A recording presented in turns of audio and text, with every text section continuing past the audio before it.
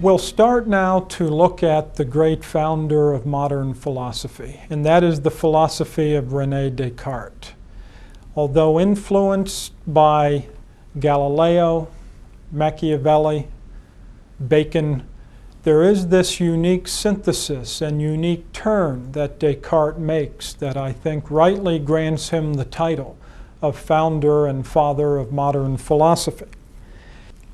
I suppose on the positive side here I could read to you this short quote of Jacques Maritain in his book on the Dream of Descartes. He says, "From beneath the stern and mighty brow of Descartes shine two living truths, two precious truths, one that is old, one that is new. The new one is the young truth of physico-mathematical science, of Galileo.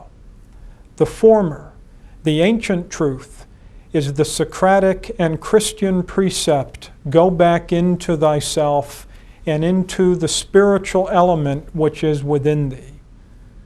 Perceived more or less confusedly, these truths fascinated and deceived the 17th century. So the two truths are the truths of the new science and that mechanistic mathematical model of nature. And this new self-awareness, this new sense of one's own power and one's own place as an individual in the world. Now, to get the sketch of an overview of Descartes' philosophy, I would like to go over briefly, I think, 6 key points of the basics of Descartes' philosophy. And then we'll start to fill them in by looking at some of the text. I hope point you to the text so that you can read what Descartes actually says. The first one I've already mentioned, and that is the new goal. This is a very significant thing, the new goal of philosophy as mastery of nature does overturn that speculative goal, the goal of wisdom and the repose in wisdom and contemplation that we find virtually encircling ancients and medievals alike, to the point where I believe it's Gilson in his History of the Time says really what's ending here is not scholasticism, but Greek philosophy. Greek philosophy, at least in its Platonic and Aristotelian forms. So the new goal is mastery of nature. There's a new criteria for philosophy. These criteria are certitude and utility. Now the utility one we see coming from the goal, but certitude, this quest for certitude, is something we need to look at closely. Where it comes from and how it's employed.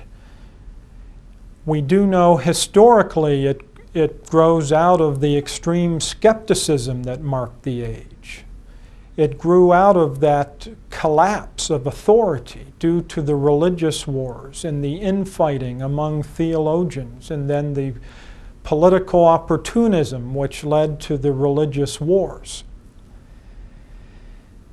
But there's more to it than just an attempt to contradict skepticism. We know Augustine had his arguments against the skeptics, actually employing a phrase something like Descartes' cogito ergo sum.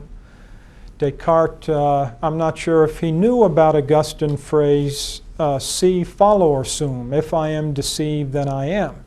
But of course, Augustine uses that in an entirely different manner. So the second thing, the criteria of certitude, the clear and distinct idea, comes to dominate modern philosophy. See, whereas the ancients were certainly not given over to wallowing in vagueness or imprecision, there was a recognition of various degrees, various limits of precision according to each science. And of course, all of science the ancients understood, and philosophy rest upon a dialectical assent to philosophical notions. So not only in the origin is there this dialectical ascent and probability leading up to the truth of a philosophic judgment, then on the other side, the ancients saw the limits of the human concept and judgment. That is, the ever-present factor of mystery and wonder, leading, of course, Socrates to say philosophy begins and ends in wonder. Pieper explains this well. There's a certain inexhaustibility of being that prevents any ancient account of philosophy to be systematic and closed. Descartes wants certitude, and that will be something that we will trace through all of the moderns, through Kant. A third action, or third feature of modern philosophy we find in Descartes, related to this new criteria, is a new method. The new method is outlined in the Discourse on Method and used in the Meditations. But its most striking feature is what's called radical doubt, or some have called it hyperbolic doubt, because the doubt is so extreme and at times absurd. If you've heard anything about Descartes, you may know he even worries about an evil genius. He claims he doesn't know if he's awake or if he's asleep. There's this hyper-skepticism which is used to clear the ground of any notions except that clear and distinct idea. So part of the new method is to have a rational plan according to mathematical method. Etienne Gilson calls it the mathematicism of Cartesian philosophy. And of course, Maritain points this out also. It takes the intelligibility of mathematics and imposes that on all human science and all philosophy. The fourth characteristic of modern philosophy will be this turning to new science for its basic model of nature, and that is the mechanistic model, which leaves as one of the trailing problems of modern philosophy a radical dualism, a split in the human being between body and mind, or body and soul. Actually, we'll see the term soul is dispensed with, and it becomes an issue of body-mind or body and consciousness. Fifth, we'll see in Descartes a certain ambiguity about that end. That is, there is this emphasis upon efficiency, this emphasis upon technical proficiency and power, but not as much time talked about the goal, not much time examining the good or the end. And we'll see how that good or end is consistently filled in by the philosophers. And that is with self-assertion or self-preservation or peace. This would be a sixth element that I think will characterize modern philosophy, is this lowering the goal of human hope and striving. Lowering the goal to peace or profit or pleasure. There is a consistent hedonism which runs through modern philosophy, originating in Kant. So those are some of the elements we're going to outline now in detail. So let's turn to Descartes' popular account of his own discoveries called the Discourse on Method. In the Discourse on Method, Descartes reviews his own education and finds it wanting and believes that the genius of his method will be that anyone who follows it can really instruct themselves or come to know the fundamental truths on their own, verify it on their own. So what is the criticism? Well, it's interesting. He begins with a strange regret, a regret that he ever was a child. I think this is one of the most revealing passages in an autobiography. He regrets he was ever a child because as a child he imbibed opinions and notions from his parents and his nannies and his teachers, which now he doesn't know which ones are accurate and which ones are not. And of course, this will be part of his method, is to sweep clean all ideas that he's inherited or has come from without. It's radically anti-traditional, the approach that he will take. But let's look at it. Here's in Part 1 of the Discourse. He said, "I have been nourished on letters since my childhood, and since I was given to believe that by their means a clear and certain knowledge could be obtained of all that is useful in life, I had an extreme desire to reason or think." Now that's already an ingenious move that he's made to say he's learned that the goal of education is to find what's useful. And we do it through clear and certain knowledge.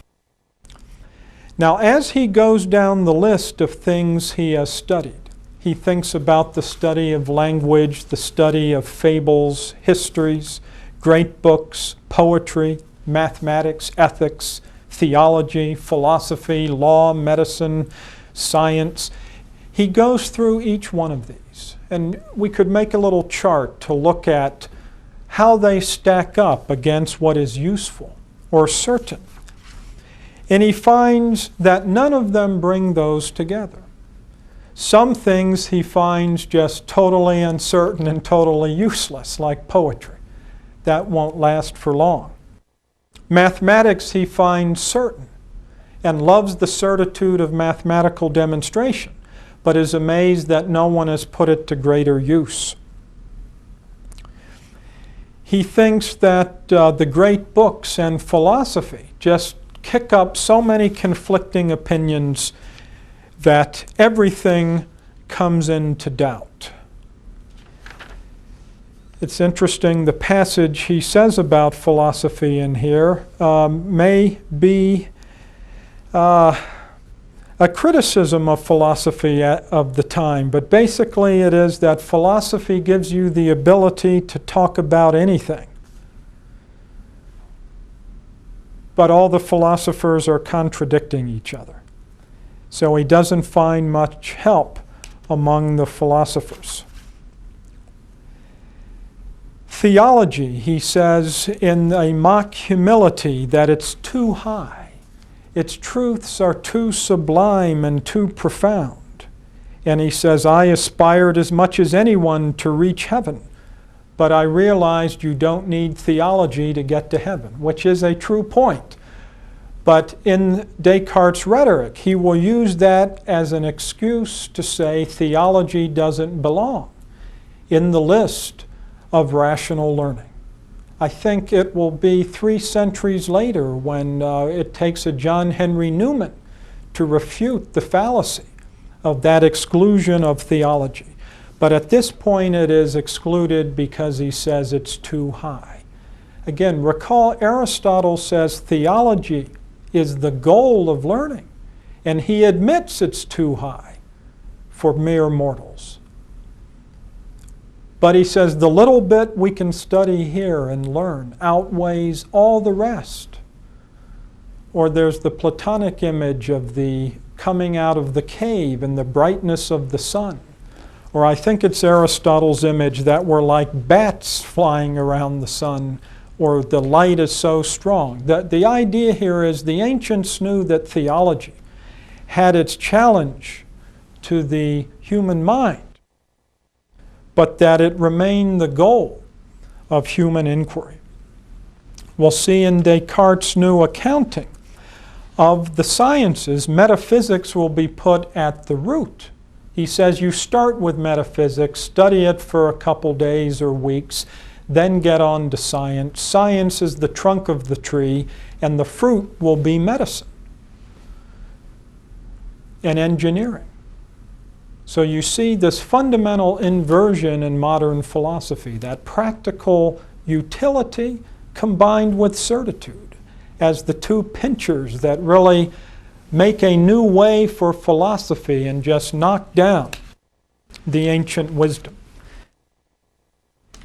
Now, as Descartes then says, most of my education then was either useless or not certain.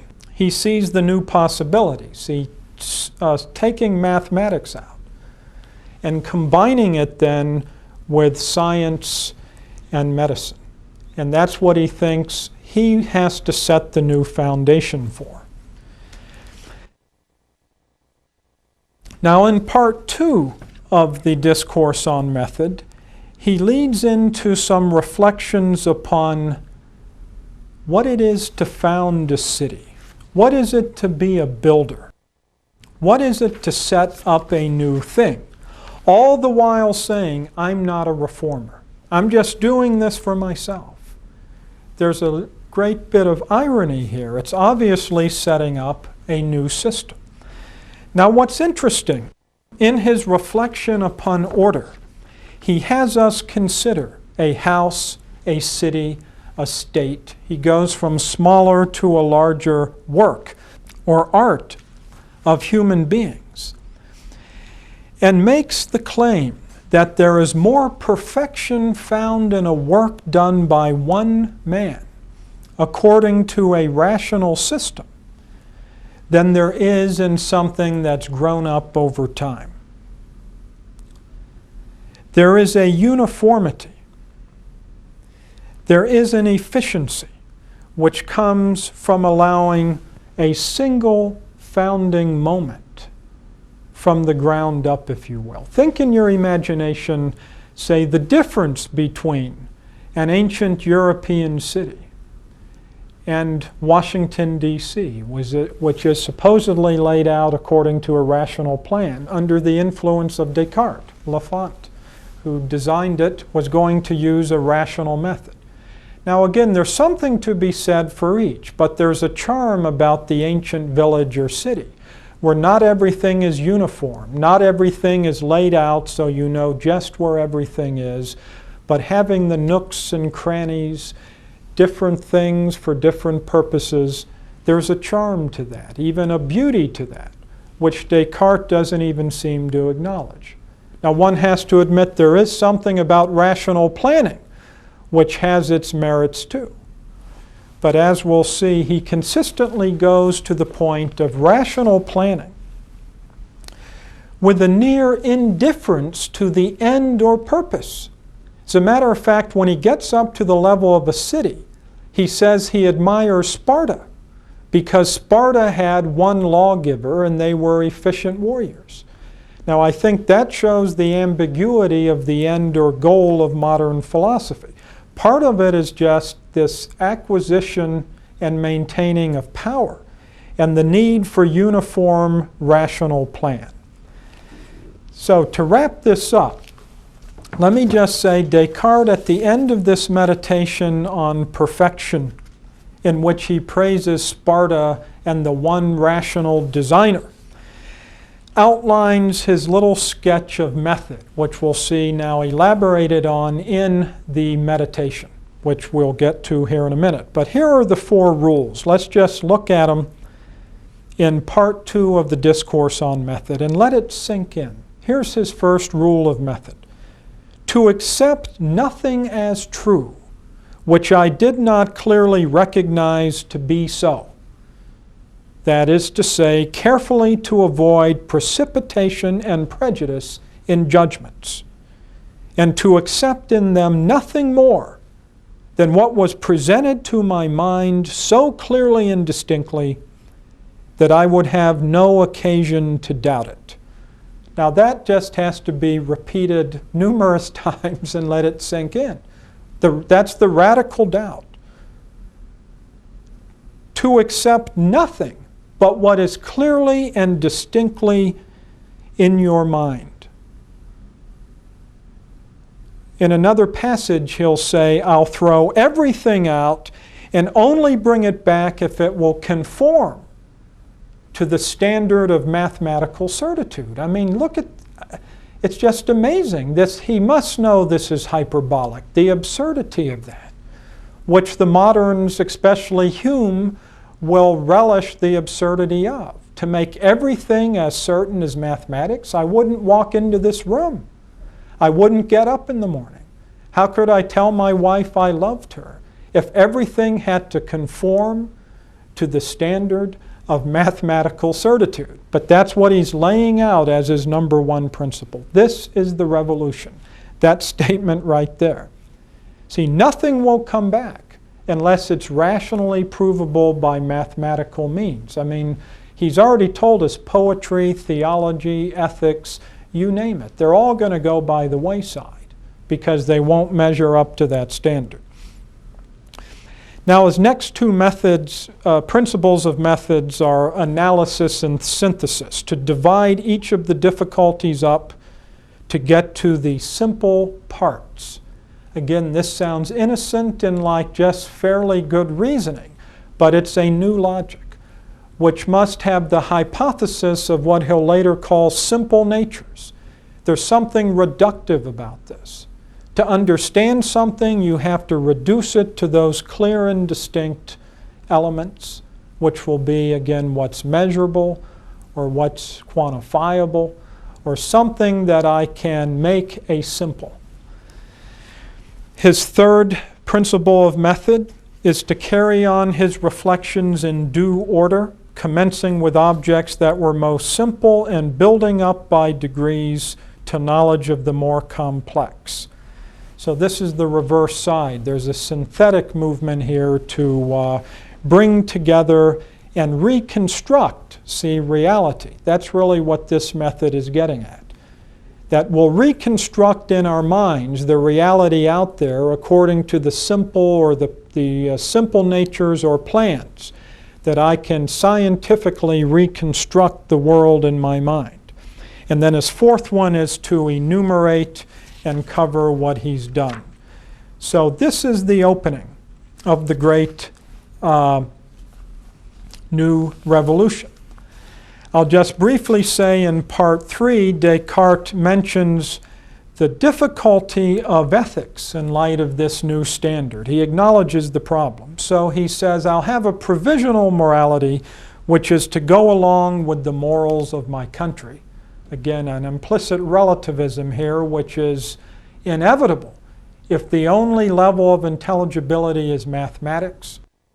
Ethics and real practical knowledge does not have the certitude of mathematics. Aristotle says any gentleman would know that. Descartes here shows that he's not educated in the way that Aristotle thinks would be true wisdom. Further, he will say he will live by this Stoic maxim to stay what was within my power. Now again, this is another great irony. The moderns are influenced by the Stoics because the Stoics have that notion of human sufficiency, a self-aware notion of virtue. The flaw of the Stoics, of course, is that they say nature is not within our power. One must acquiesce in events. Descartes' whole trick here will be to say, look, the Stoics have it right. Don't worry yourself with what's not within your power. But the big question is, what is within our power, and can we extend the range of our power? So it's Stoic in one sense, but in another sense, it's a new thing. It's the modern thing.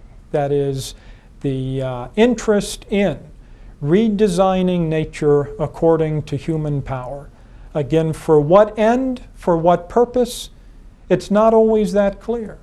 At times it just seems to be mastery for mastery's sake.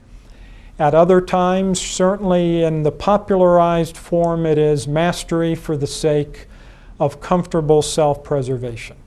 That's something that Thomas Hobbes will bring out into his own. Now, Descartes does give a brief sketch of the new science of nature, looking at nature as a machine, and outlines the mechanisms of nature. But I think we will proceed on now to go about it in another form, and that is to open up the meditation. So now we will turn to Descartes' great work, which is the Meditation. Meditations on First Philosophy. See, it sounds like something his Jesuit mentors will say is just part of the philosophic tradition. It's first philosophy. It's even meditation. But you'll see it's a meditation on first philosophy, which takes off in this radical new direction.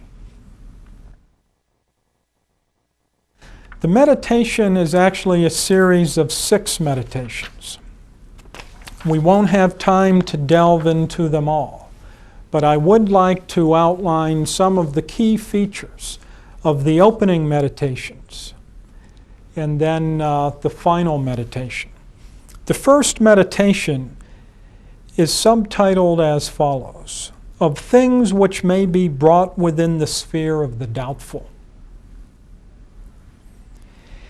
And he opens up with recounting a story of a time he was sitting by himself thinking about what's certain. And let me just read some of it to you. He says, "It is now some years since I detected how many were the false beliefs that I had held from my earliest youth as true, and how doubtful was everything I had constructed on this basis. And from that time I was convinced that I must once and for all seriously undertake to rid myself of all the opinions which I had formerly accepted, and commence to build anew from the foundation, if I wanted a firm and permanent structure in the science." Now again, one just has to think about that in light of the Socratic method, Aristotelian method in philosophy. All philosophy struggles against opinion. All philosophy is an examination of opinion. But the ancient method saw that the problem with opinion is that not that it's totally doubtful, but that it's partial, it's distorted, it's vague. And therefore you need a dialectical process of sharpening up what comes through common opinion, of comparing it with what is, of getting beyond just the mere appearance to see how the appearances are in tension with what is. But you can't, in the ancient method, just abandon appearance, abandon opinion, and think you can just jump right into truth or being by living in your own mind. It took this social discourse, this friendly conversation, this dialectical art by which you could develop the habit of coming to see deeper, coming to see a more comprehensive vision of things, acquiring definitions, reasoning out. Again, Descartes says, I will once and for all get rid of opinions and just start with certitude to build this structure.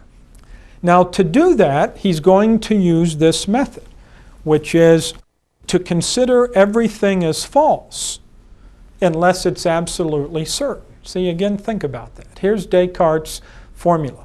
I will regard even what's probable as false unless it's absolutely certain.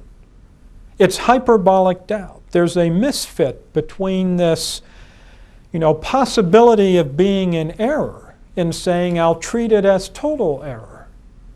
It's probably the case that the floor I'm standing on is solid. I'm on the second floor of the law building at Notre Dame. I don't know with mathematical certitude that it's safe. Someone probably could figure that out. The engineers have. The point is, I don't know that. So if I'm going to act on the basis of pure idea, certitude and distinctness and treat as probable what is merely false, I should run for the exit right now. But I don't and won't, because I know there's this range of certitude. Okay, so I think, why is he doing this? I think it is in order to get to a new foundation. See, this radical doubt, there's going to be something behind it. It's going to be the way that he discovers his own true power and his own true self by, now pardon the philosopher's word here, but by alienating the whole world. That is, making the whole world other than himself, to see his own position as the thinking self. That's really what happens in this opening of modern philosophy, is the loss of the world, which one could say is never recovered. You know, Maritain will say it's this idealism at the heart of modern philosophy, which we need the realist philosophy of Aristotle and Aquinas to challenge these premises. But it is this loss of the world, the loss of being, and this orientation to self and the contents of one's own mind. That is where Descartes is going with this.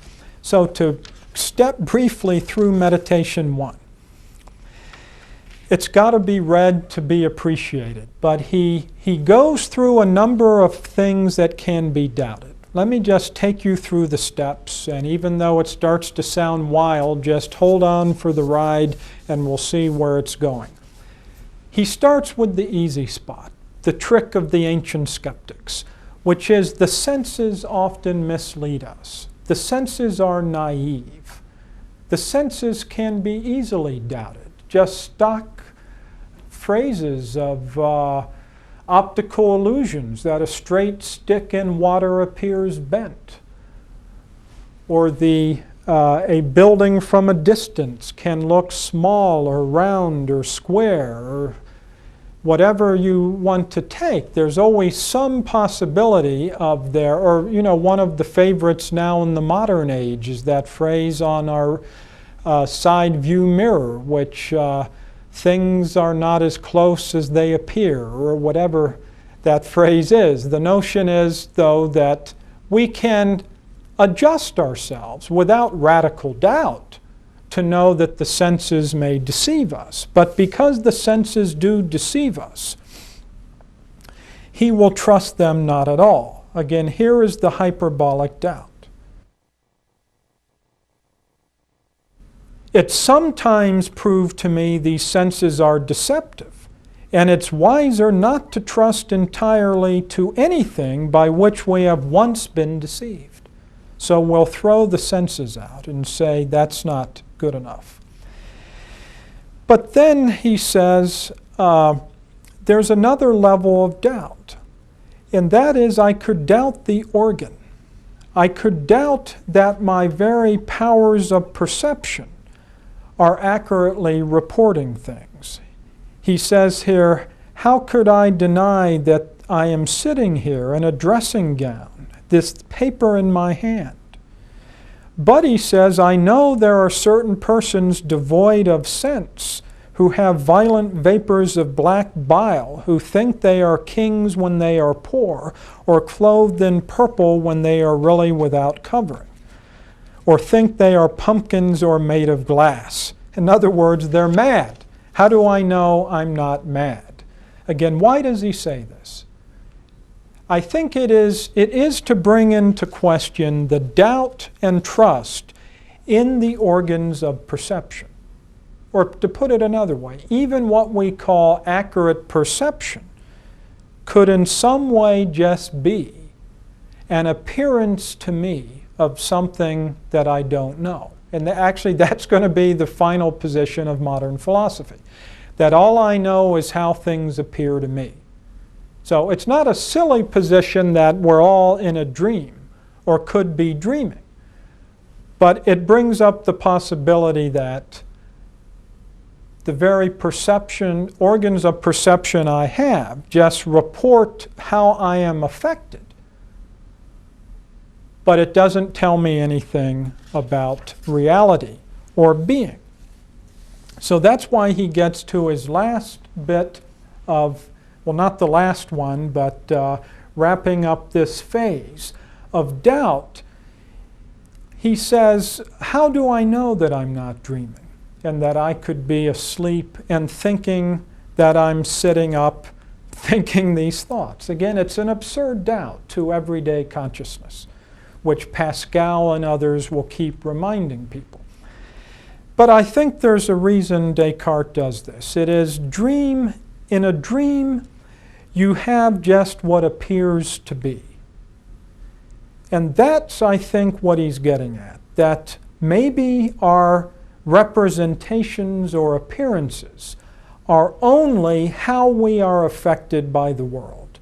He actually gives another analogy. He says, just as a painting is made up of color, so too it may be that the things of our experience are made up of something more radical. I mean, look, that's going to be the thesis and one of the amazing things about modern science and one of the problems. It's what's called its manifest image, how it appears to us, but what it really is. It's that kind of language that these modern philosophers are trying to come to terms with. I mean, just simply it'd be something like this. What is color really? And if a scientist said it's really just a certain length of a wavelight, then you see the word blue or red could just disappear from our vocabulary. And that is one of the struggles of modern philosophy. What they call secondary qualities, blue, heat, various tactile sensations, are nothing but how we are affected. Now again, to get the plausibility of Cartesian doubt, not that we want to stay there, it would go something like this. If someone cuts you with a knife, you would say the pain is not in the knife, the pain is caused by the knife. Descartes takes the next step and says, well, color is caused by some other thing. So how do I know what the thing really is? I don't. So that's why so what can I find that's absolutely certain? Now, one could call this the Similarity Thesis, see, that things are as they appear. And he raises this possibility that the simple natures, the real things, that'll be body in motion, extension, is the real thing, and the secondary qualities are just how they appear to us. So we're getting now down to the level of pure mathematics or extension. Now, why doesn't he stop there and say, well, that's for real? He then does start to raise the possibility that maybe God is deceiving us. Or he raises this possibility. Let me read it to you. He says, I've had this notion of an all-powerful God who created me as I am. But how do I know he has not brought it to pass that there is no earth, no heaven, no extended body, no magnitude, no place? And yet they seem to me to exist as I see them. But I know that God is good, so he wouldn't contradict this. Well, you see, he will then shift grounds and get into this problem that he may be being deceived about all of it.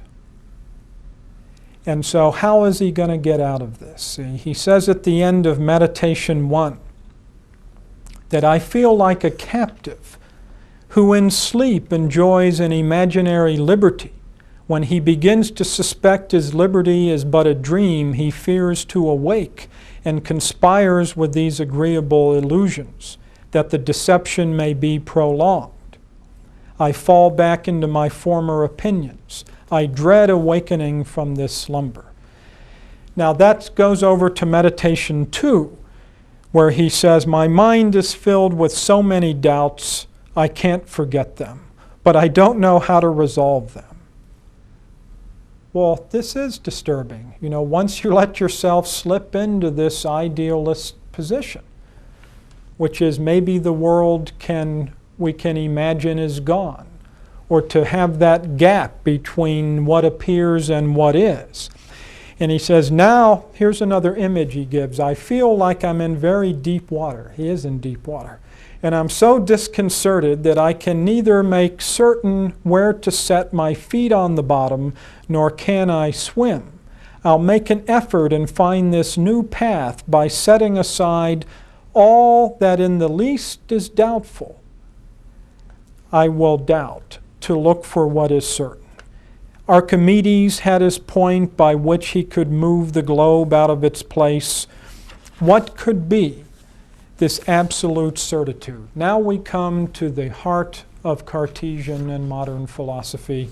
And I'm sure you've heard this, but now we've worked up to it and maybe can earn it, and that is the cogito.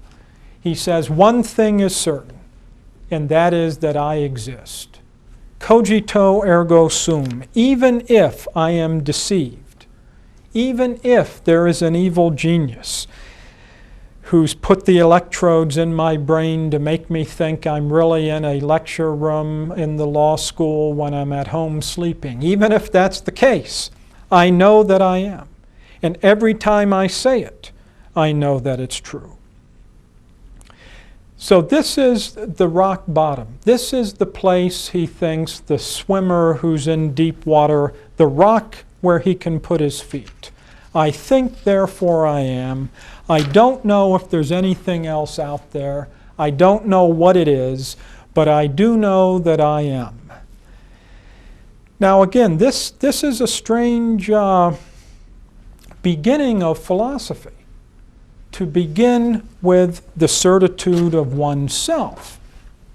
We're still sort of in a pickle, which is the appearances suggest there is something more than myself. So how can I get the world back? Well, actually, before doing that, I should say he starts to develop the other great thesis of modern philosophy, and that is the dualism, that the world is divided into thinking things and extended things, into geometrical figures and to thinking selves or floating consciousness. And he makes this rigorous division into the two and identifies himself with the thinking thing. Now again, part of the strangeness of this method compared to the ancients is that Descartes thinks that the order of knowing is the same of the order of being, or that somehow it matches perfectly. If I know myself first, then there is something prior, something sufficient about knowing. On the other hand, we could say Descartes is somewhat neutral about the ultimate metaphysics of his position. And as you'll see at the very end, I think we could say it doesn't really matter ultimately if the world is so neatly divided, as long as it works, as long as it allows us to understand and manipulate nature according to that opening goal, that we can master nature. So, to make the long story short here, the way Descartes is able to get the world back is through a proof that God exists. It's an ancient variation of an ontological argument. That is, he starts with the idea of God as a perfect or infinite being, and deduces that such a being must be because he couldn't have produced that idea because he's imperfect and limited. Subsequent philosophers have shown what a poor argument it is. Part of the great debate over interpreting Descartes is how serious he is in this argument. I don't think we really have the time to try to account for the sincerity of the argument. It's a very long, extended proof, but as I said, the essence of it is it begins with an idea in his mind.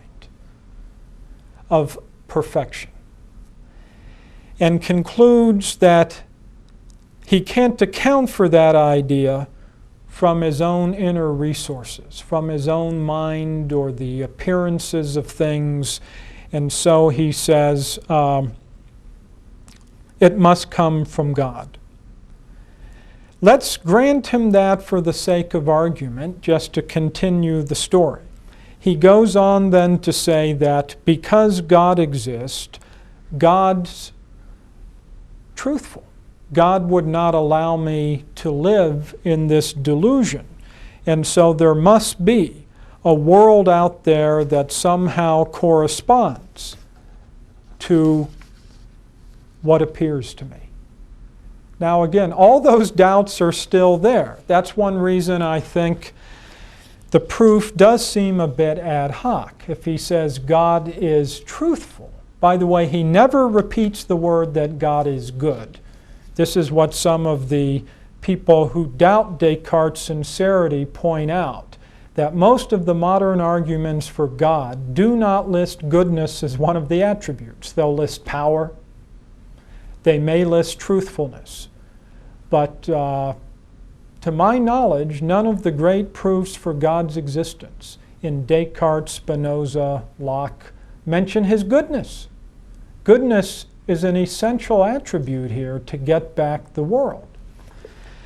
But if the world is brought back, see, we are still left with this dualism, that I exist as a thinking thing, the world out there I suppose to be bodies in motion following geometric design, consistent with Galileo and then later Newton. Here, let's get to the final problem of Descartes' philosophy through this fast tour we've had. We are left, we've got to skip over to Meditation 6, where he brings it all together. In Meditation 6, we are left with this problem of dualism. I am a thinking thing. Body is extended. It's curious, of course, that I find myself with a body, but I don't understand what it is, or it's somehow different from my very essence. That's the radical dualism. Descartes works out a solution that goes something as follows. I will have a little chart for you to look at to understand this. But basically, he resolves the dualism in a non-metaphysical way, by which I mean to say he admits he can't solve the problem of how a thinking thing is attached to a body. He talks about a gland that may go between, but that's really an ad hoc solution. One interpretation here of Meditation 6 is, in a way, he doesn't care about the being of things. His philosophy is a practical one. He's already told us that. It's certain because it's useful. That's the interpretation I'll be taking of Descartes. Why hyperbolic doubt and certitude? Where does that demand come from? Not from science itself, for the whole of reality. That wasn't Galileo. That won't be Newton. That every single thing must meet the standard of mathematical certitude and scientific proof. I think it comes from that Machiavellian element, which is we want to master nature. So only if it's certain can we master it. So here's what happens. Descartes has to admit we have two fundamental perspectives. I've learned this, and I'll do my best to explain it from Richard Kennington, who has an article on the teaching of nature in Descartes. It goes something like this. On the one hand, we have the natural attitude. He says, nature teaches me that when I feel pain, something's wrong, and I got to do something. That's the natural attitude. See, the natural attitude, as I told you, doesn't have that radical doubt. If a dog's barking at me and snarling, I run. If I put my hand in the fire and it's painful, I don't meditate on whether it exists or not. Locke will later poke fun at Descartes, saying, I stick my hand in the fire and I pull it out. Of course it exists. Of course, Locke doesn't get the subtlety. I think that's Descartes' view too. That, yeah, there are practical reasons to treat the world as if it were an external thing impinging on me. And primarily to see the importance of pleasure and pain. And to know then that the human being is a composite of body and soul. The problem is it's theoretically misleading. It's theoretically misleading because it operates on that similarity thesis and even the existence thesis. But if we see the natural attitude has its role to play, what role does it play? It gives us purpose. Pleasure and pain, benefit and harm, seeking what is agreeable, avoiding what's disagreeable, locks in that final purpose of scientific efficiency. But it must be corrected theoretically.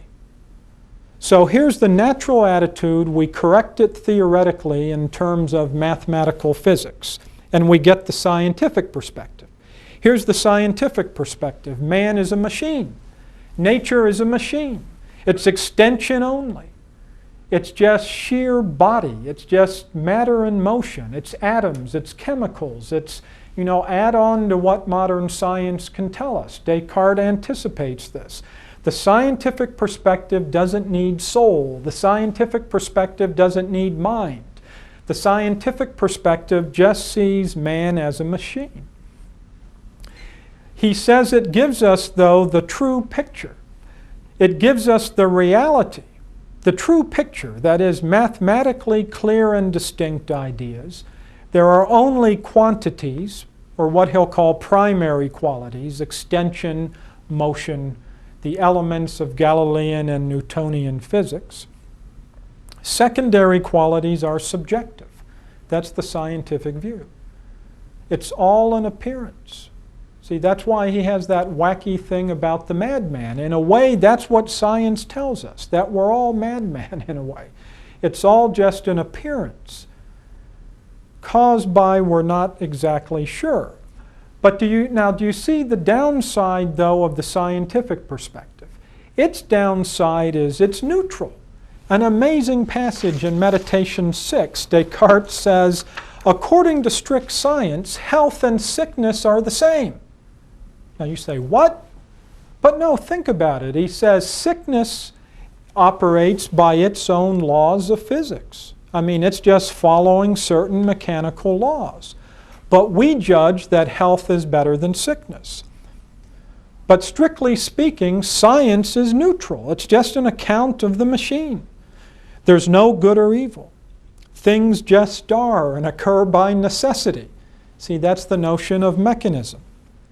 So how are these two brought together? There you'll see on the chart that natural attitude must be corrected by science because the natural attitude is naive about what is. But the scientific perspective lacks purpose. It's neutral. So the loop goes back around to the natural attitude. And see, I must mention the hedonism, the emphasis on pleasure and pain as the primary part of the mechanism of human desire. And so they're held in this uneasy tension by philosophy. Philosophy, the self-conscious mind, certain of itself, with a strong resolve. What is the strong resolve? It is the strong resolve, this is going to rhyme some, the resolve to dissolve the world. The resolve to get rid of opinions. The resolve not to be misled by authorities and nannies and mothers and fathers and priests. But to resolve to think for myself. The secret truth even is the resolve to see being is just relative to me. It's my appearance. So that's the end note of Cartesian philosophy. It is using certitude in a hyperbolic way to undermine the natural attitude and the natural perspective, to destroy inherited opinion and tradition, to start anew, but realizing it's not completely self-sufficient, he must draw back upon the natural attitude to see the benefit. Health, as he mentioned, as one of the great ones, pleasure and pain. So where we will go next is to just make a quick review about some of the problems of Cartesian philosophy and look at this exuberant drawing out of some of the premises in the philosophy of Spinoza, and then turning over to another Frenchman, Pascal, and see how the very dynamic set up by Cartesian philosophy must be called off to recognize its insanity and absurdity and its limits, and to see the need, at least with Pascal, to open the way back to faith. The problem we'll see, of course, is Pascal doesn't have the philosophic resources to do it, but as a prophet crying out in the wilderness of the new modern philosophy, I think Pascal is a very important thinker.